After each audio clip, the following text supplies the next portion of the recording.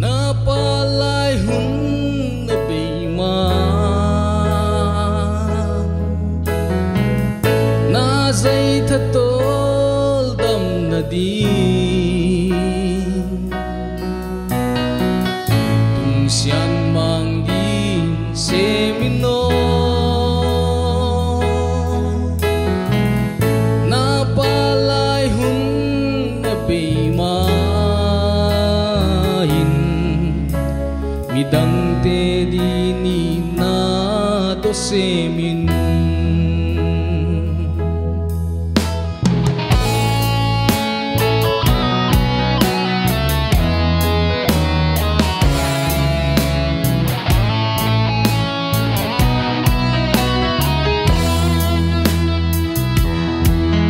napalay hun man pahi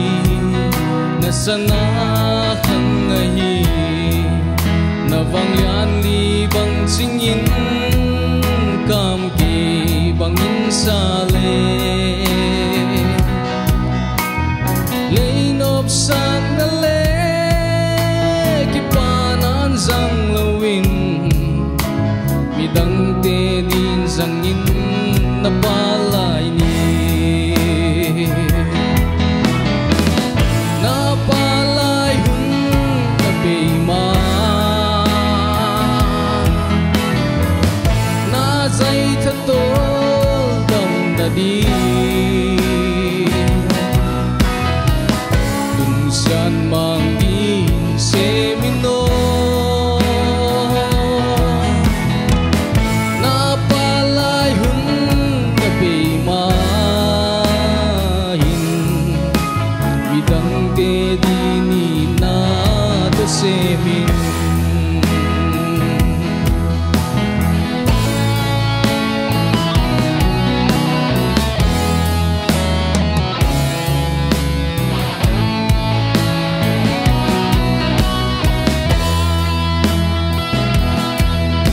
balay na sanakang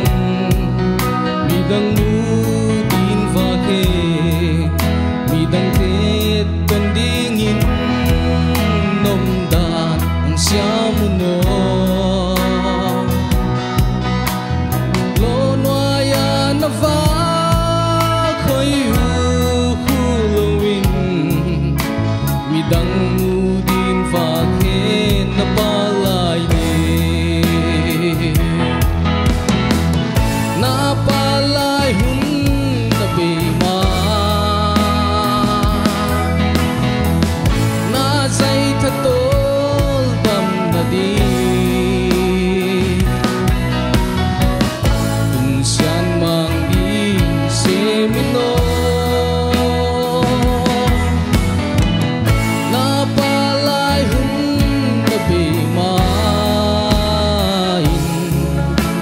midang te di ni na to semin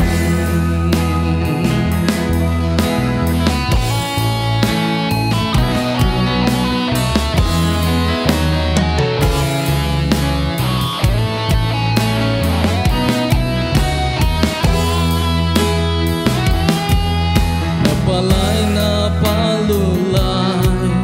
midang te kinem na sa tamin